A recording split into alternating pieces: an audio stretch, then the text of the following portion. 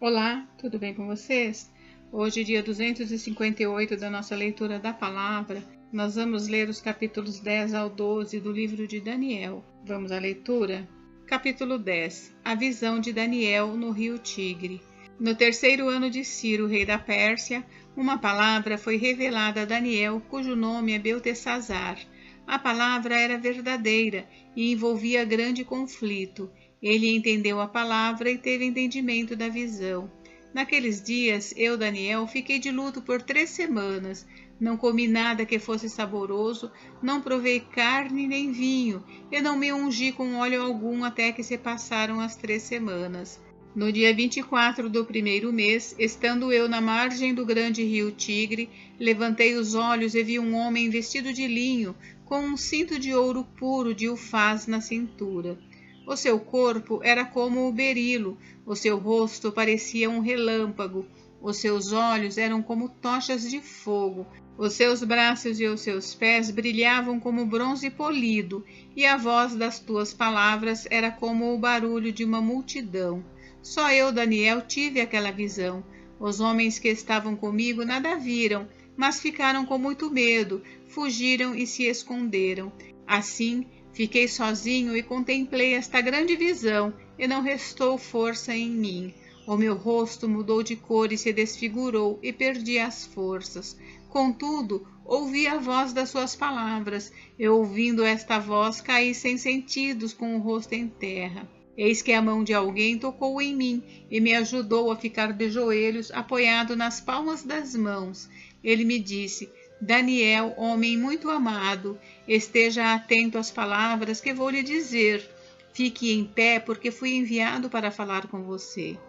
Enquanto ele falava comigo, eu me pus em pé, tremendo. Então ele me disse: Não tenha medo, Daniel, porque as suas palavras foram ouvidas desde o primeiro dia em que você dispôs o coração a compreender e a se humilhar na presença do seu Deus.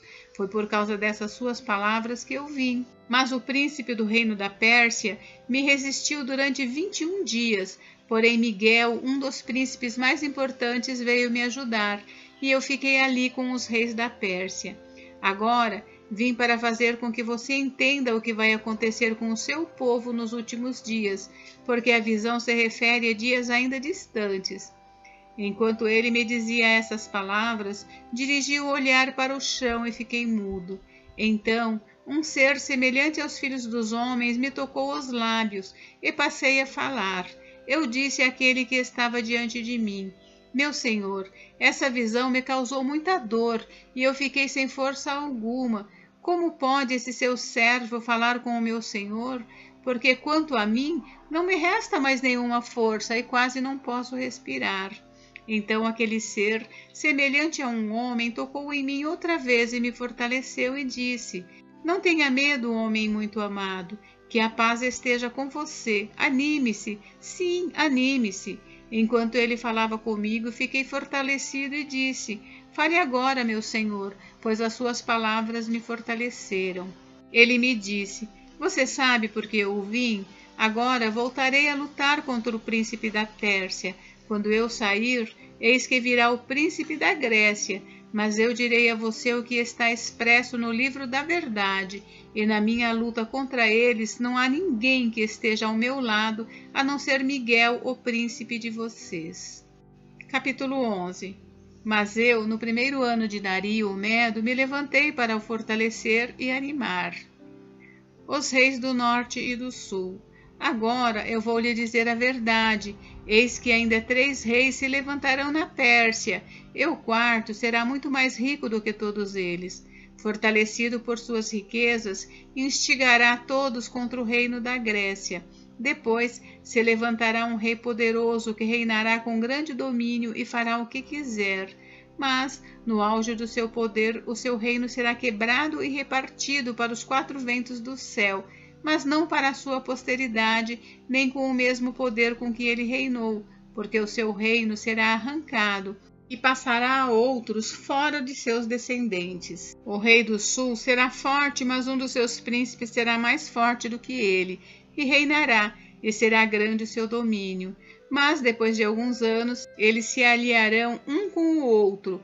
a filha do rei do sul casará com o rei do norte, para estabelecer a concórdia. Ela, porém, não conservará o seu poder, e ele não permanecerá, nem manterá o seu poder, porque ela será entregue juntamente com os que a trouxeram, o seu pai e aquele que a tomou por sua naqueles tempos. Mas em lugar dele se levantará um renovo da linhagem dela, que avançará contra o exército do rei do norte, entrará na sua fortaleza, lutará contra eles e prevalecerá. Também levará como despojo para o Egito os deuses deles, as suas imagens fundidas e os seus objetos preciosos de prata e de ouro. Por alguns anos ele deixará o rei do norte em paz. Depois este avançará contra o reino do rei do sul, mas voltará para a sua terra. Os seus filhos farão guerra e reunirão um grande exército. Um deles virá apressadamente, arrasará tudo e passará adiante, e voltando levará a guerra até a fortaleza do rei do sul. Então o rei do sul ficará furioso e sairá para atacar o rei do norte. Este reunirá um grande exército que será entregue nas mãos do rei do sul. O grande exército será levado e o coração do rei do sul se exaltará. Ele derrubará muitos milhares, porém não prevalecerá, porque o rei do norte voltará e reunirá um exército ainda maior do que o primeiro, e depois de alguns anos virá com grande exército e abundantes provisões. Naqueles tempos, muitos se levantarão contra o rei do sul. Também os violentos do seu povo, ó Daniel, se levantarão para cumprirem a visão, mas serão derrotados. O rei do norte virá, levantará rampas de ataques e tomará cidades fortificadas. As forças do sul não poderão resistir, nem mesmo os melhores soldados terão forças para resistir. O invasor fará o que bem quiser e não haverá quem lhe possa resistir. Ocupará a terra gloriosa e tudo estará em suas mãos. Resolverá vir com a força de todo o seu reino e entrará em acordo com o rei do sul. Ele lhe dará uma filha em casamento para destruir o reino do sul, mas isto não vingará, nem será para a sua vantagem. Depois se voltará para as terras do mar e tomará muitas delas, mas um príncipe porá fim à arrogância dele e fará com que pague por isso. Então voltará para as fortalezas da sua própria terra, mas tropeçará e cairá para nunca mais ser achado. Depois se levantará em lugar dele um que fará passar um arrecadador de impostos pela glória do reino, mas em poucos dias será destruído, e isso sem ira nem batalha. Depois se levantará em seu lugar um homem desprezível, ao qual não tinham dado a dignidade real, mas ele virá de surpresa e tomará o reino com intrigas. Exércitos serão arrasados diante dele, serão esmagados, inclusive o príncipe da aliança. Apesar da aliança com ele, usará de engano, subirá e se tornará forte com pouca gente. Virá também de surpresa aos lugares mais férteis da província e fará o que nunca fizeram os seus pais, nem os pais de seus pais. Repartirá entre eles a presa, os despojos e os bens, e fará os seus planos contra as fortalezas, mas só por certo tempo. Despertará a sua força e a sua coragem contra o rei do sul, à frente de grande exército. O rei do sul sairá à batalha com um grande e poderoso exército, mas não prevalecerá, porque farão planos contra ele. Os que comerem as finas iguarias dele o destruirão. O exército dele será arrasado, e muitos serão mortos.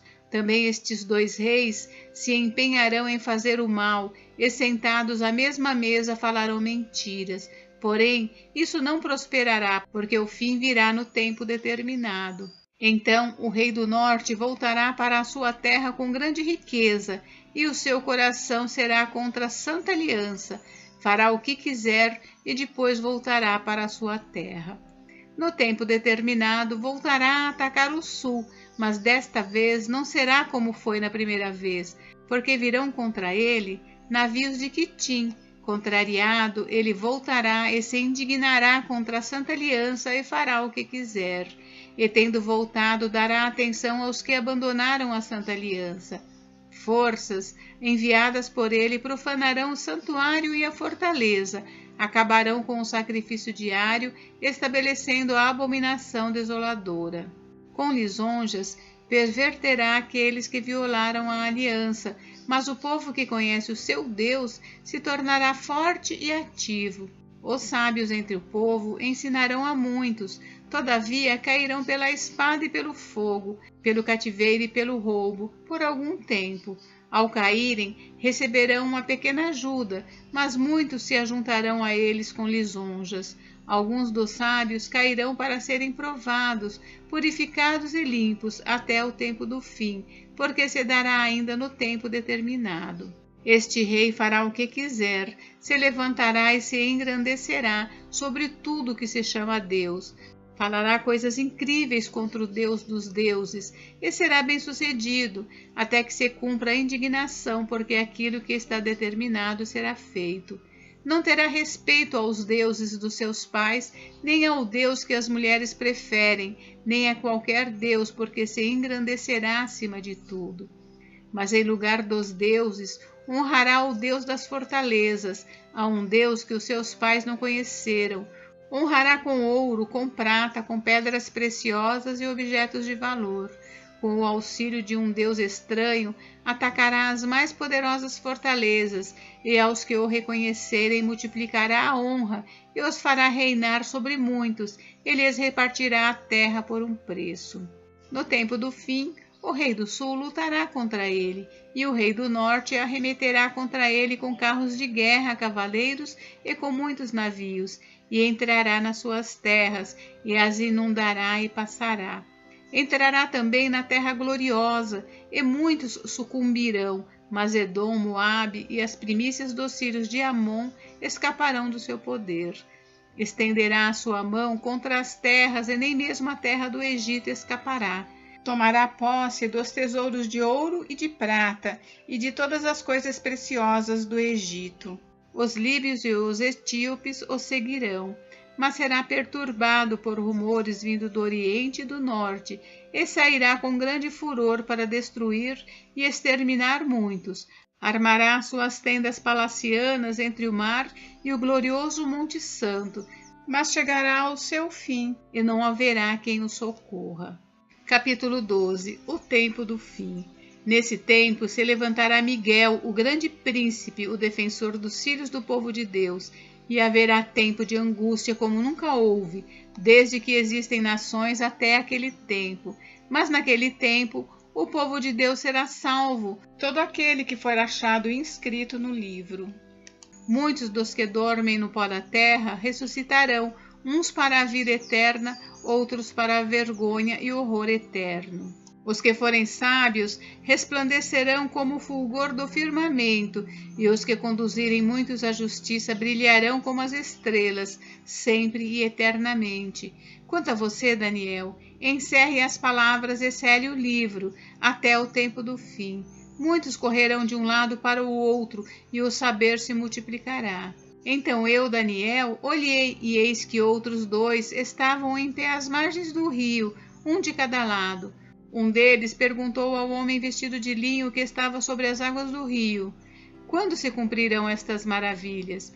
Então ouviu o homem vestido de linho que estava sobre as águas do rio. Ele levantou a mão direita e a esquerda ao céu e jurou por aquele que vive eternamente, dizendo: passarão um tempo, tempos e metade de um tempo, e quando tiverem acabado de destruir o poder do povo santo, estas coisas todas se cumprirão. Eu ouvi, mas não entendi, então perguntei: meu senhor, qual será o fim destas coisas? Ele respondeu: siga o seu caminho, Daniel, porque estas palavras estão encerradas e seladas até o tempo do fim. Muitos serão purificados, limpos e provados, mas os ímpios continuarão na sua impiedade, e nenhum deles entenderá, mas os sábios entenderão. Depois do tempo em que o sacrifício diário for tirado, e a abominação desoladora for estabelecida, haverá ainda 1290 dias. Bem-aventurado o que espera e chega até 1335 dias. Quanto a você, siga o seu caminho até o fim. Você descansará, e ao fim dos dias se levantará para receber a sua herança. Gente, encerramos por hoje. Mas amanhã tem mais. Fiquem com Deus. Deus abençoe vocês. Até amanhã.